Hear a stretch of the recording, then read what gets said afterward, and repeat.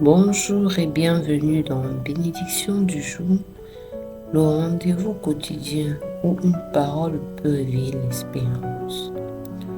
Je suis Inès et aujourd'hui nous allons méditer un verset qui surprend et pousse à l'action.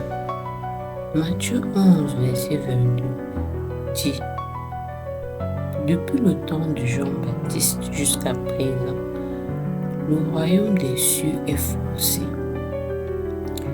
Et ce sont les violents qui s'en emparent.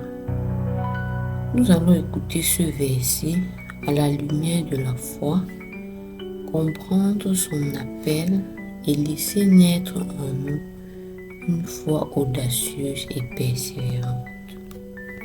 Le mot forcé choque à première lecture.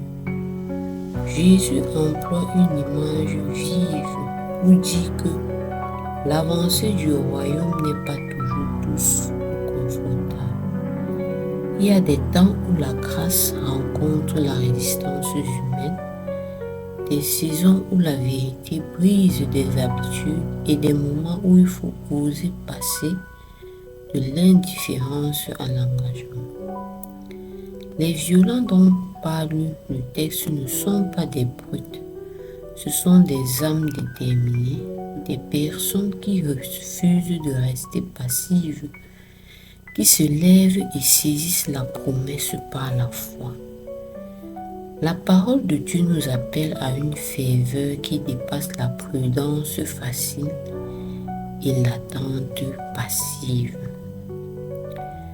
La foi qui ose, la foi qui saisit, n'est pas impatiente, stérile, mais une confiance active. Elle parle quand le silence voudrait s'installer. Elle agit quand la peur voudrait paralyser. Elle persévère quand les portes paraissent fermées. Prier avec constance, aimer malgré le rejet, servir quand il n'y a pas de reconnaissance, ce sont des formes de force spirituelle. Dieu ne demande pas une force qui domine autrui, mais une force qui renverse les montagnes intérieures, le doute, la paresse, la résignation. Oser croire, c'est oser se tenir dans la bataille de la volonté. Voici quelques exemples concrets de ferveur.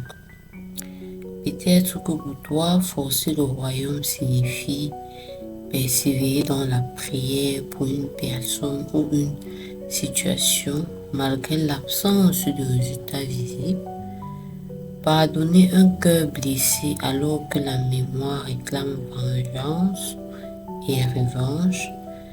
Dire la parole juste à un ami qui vacille, même si cela risque de le déranger. Mettre ton talent au service des autres malgré la peur du jugement. Ces gestes demandent une audace quotidienne. Ils déplacent des choses invisibles et ouvrent des chemins où la résignation aurait installé des murs. J'aimerais partager cette petite bénédiction avec toi. Aujourd'hui, je te bénis, que ta foi devienne courage, que ton courage devienne action, que ton action fasse place au royaume et que ta persévérance révèle la grâce. Lève-toi et saisis la lumière. Marche malgré la nuit. Ton cœur est âme et prière. Le royaume vient à pas sûr. Faisons un petit exercice pratique et prions. Ferme les yeux un instant. Identifie une situation où tu as été passive. Respire. Demande au Seigneur le courage d'un petit pas concret aujourd'hui. Écris ce pas sur un papier. Cela peut être un appel, un mot de pardon, un service offert, une prière quotidienne. Lève-toi et accomplis-le dans les 24 heures. Prions ensemble en silence quelques instants pour recevoir force et clairvoyance. Merci d'avoir partagé ce temps de bénédiction avec moi. Souviens-toi, le royaume avance souvent à travers des cœurs résolus et des gestes modestes mais persistants. D'ici à là, laisse ta foi devenir une force humble et fidèle et saisis aujourd'hui la bénédiction que Dieu place devant toi.